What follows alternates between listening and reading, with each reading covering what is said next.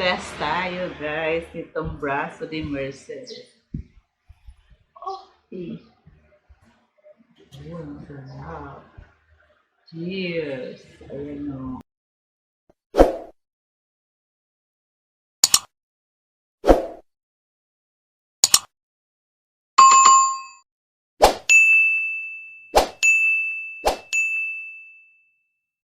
So hi guys, welcome again to my channel. It's me Lulu. Ayan, medyo natagalan ang ating pag-upload because nga medyo bimigay ang ating katawan. So it's been a while since my last upload. So ayan, at ito ang gagawin natin for this video ay ito nga ang braso de Mercedes in a cup. So ayan, ang gagamitin natin dito ay yung sa cupcake. So nasa cupcake siya, hindi siya yung talagang braso de Mercedes.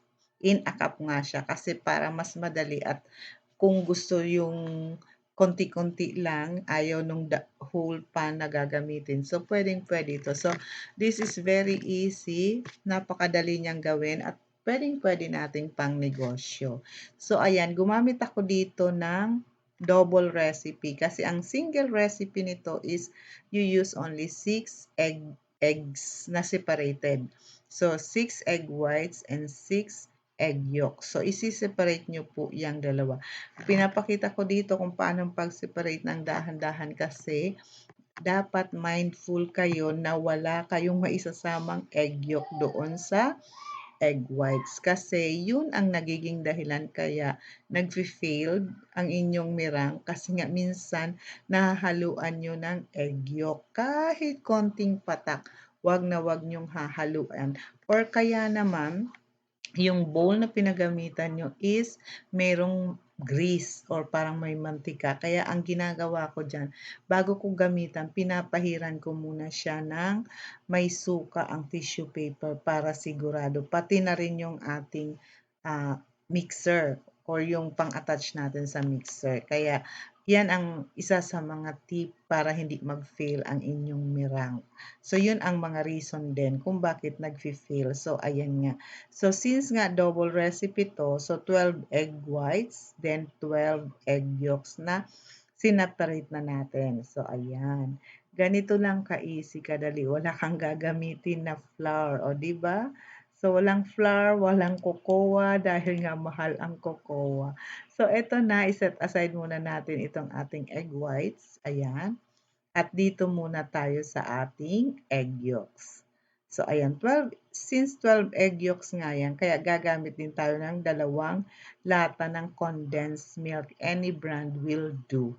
Kahit anong brand ang gamitin nyo ay pwede po. So, paghahalu-haluin nyo lang yan.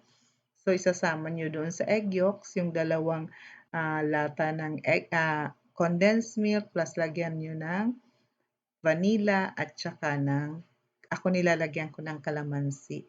Kasi alam nyo naman, syempre, purong egg yan. Medyo may ibang amoy. Pero pag nilagyan nyo siya ng kalamansi, wala kayong lansang maaamoy. So, yun ang aking ginagawa. Kaya masarap talaga ang aking braso de Mercedes. O, diba? Ay, by the way, kumusta ang mga issue natin as a home bakers? Hindi na active ang lola nyo. So, ayun, may nabasa nga ako about sa chef uniforms. O, diba? Kayo, anong take nyo dun sa chef uniform? Sino nga ba dapat ang gumamit ng chef uniforms? Actually, para sa akin, kahit sino ay pwedeng gumamit ng chef uniforms, diba? Pero ang pagiging chef ay hindi para sa lahat, okay? So ako, may ilan-ilan sa inyo tumatawag ng chef. Lilinawin ko po ulit, hindi po ako chef. Nakakahiya nga din tawaging na baker dahil hindi naman ako certified at degree na may pagiging pagiging baker. So self-taught lang po tayo, ha? Kaya medyo hindi natin matanggap yan. Anyway, tawagin nyo na lang ako ng Lulu. Yun, okay na sa akin yun. So, ayun na nga. So, lahat tayo ay may karapatang gumamit ng chef uniforms, pero hindi tayo lahat may karapatang maging chef. O, diba? Kasi ang pagiging chef po ay ano nila yan, pinag-aralan nila yan. So, matagal din nilang pinag-aralan yan para maabot nila yung title na chef.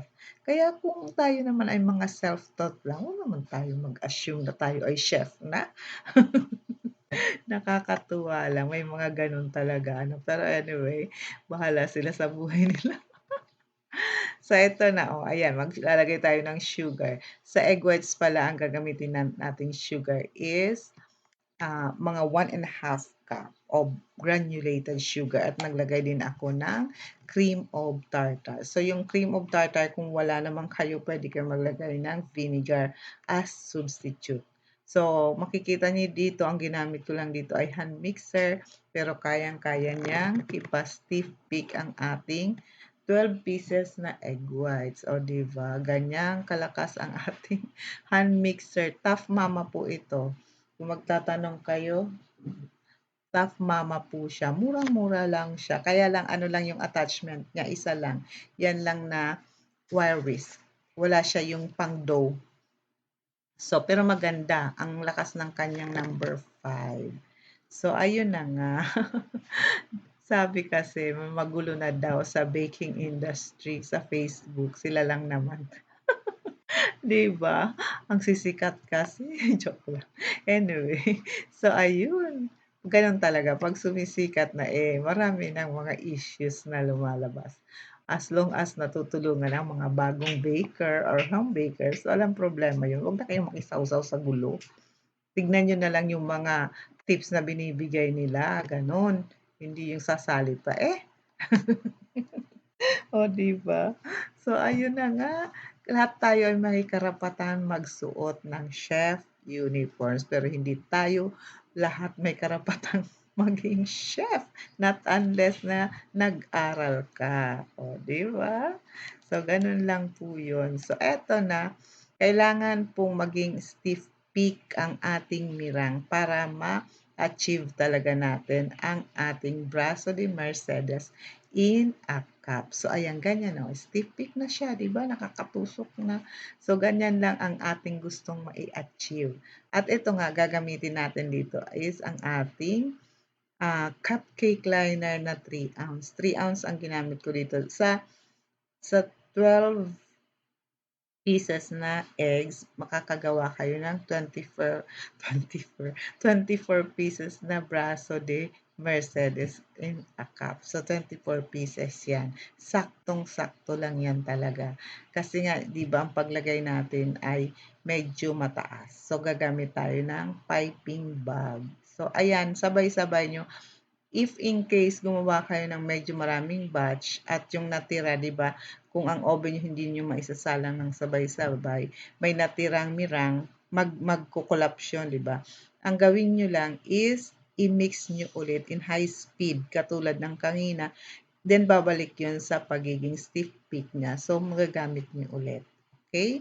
So ganyan lang naman ang paglagay natin diyan sa ating cupcake liners. At habang sinasala nga natin yung ating mirang, sinalang natin yun sa preheated oven na 350 Fahrenheit for 20 minutes. Ang ginagawa ko doon, after 20 So, minutes, keep on pinapatay ko mixing na. lang kasi Pinapatay ko medyo na matagal yung ito at slow oven and fire. then di ko siya nilalabas. So, Pinayaan hanggang ko sa muna sa siya loob. ay mag-stick together. Hindi na siya flowy. Ganon. Medyo matagal-tagal ito na process. Charot.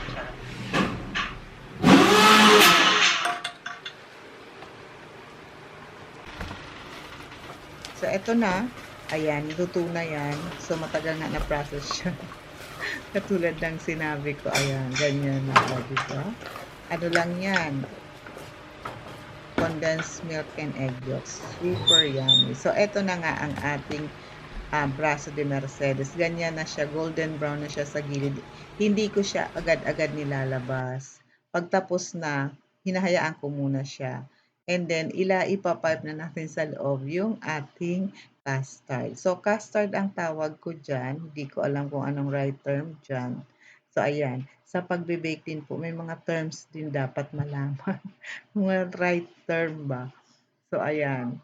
So, ito na yung ating braso de Mercedes in a cup at lalagyan din natin ng powdered sugar. So, Ganon. Ayan. Tapos, nilalagay ko siya 6 pieces sa isang lalagyan. Yung pinaglalagyan natin ng cupcakes. And then, ang benta ko sa 6 pieces ay 150. And then, 12 pieces is 300 something. Okay? So, ganyan. Ayan, i-comment nyo kung tama ang presyohan natin dyan.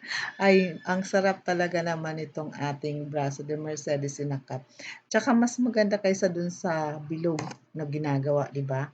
So, eto na. Test tayo, guys, itong Braso de Mercedes. Okay. Ayun, sarap. Cheers! Ayan o. Napakalambot. Kita niyo yun?